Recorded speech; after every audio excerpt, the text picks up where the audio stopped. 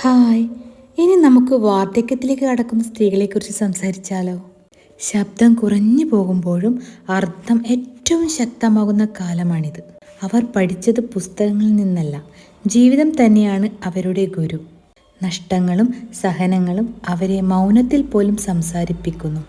അവരുടെ ചിരിയിൽ പോലും ഒളിഞ്ഞിരിക്കുന്ന ത്യാഗമുണ്ട്. പ്രായം കൂടുമ്പോൾ ശരീരം മാത്രം ക്ഷീണിക്കുന്നില്ല, ചിലപ്പോൾ അവഗണനയും മനസ്സിനെ ക്ഷീണിപ്പിക്കും.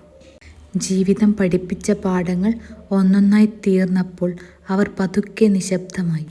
ഒരു കാലത്ത് കുഞ്ഞായി കരഞ്ഞവൾ ഇന്ന് മുത്തശ്ശിയായി എല്ലാവർക്കും വേണ്ടി പ്രാർത്ഥിക്കുന്നു. സ്വന്തം ആഗ്രഹങ്ങൾ കാലത്തിനൊപ്പം മടങ്ങിപ്പോയെങ്കിലും മക്കളുടെ സന്തോഷത്തിൽ അവർക്ക് ഇപ്പോഴും ഒരു പൂർണ്ണതയുണ്ട്. ഇന്ന് അവരുടെ ശബ്ദം നമ്മൾ അധികം കേൾക്കുന്നില്ല, പക്ഷെ അവരുടെ മൗനം പറയുന്ന കഥകൾ വളരെ വലുതാണ്.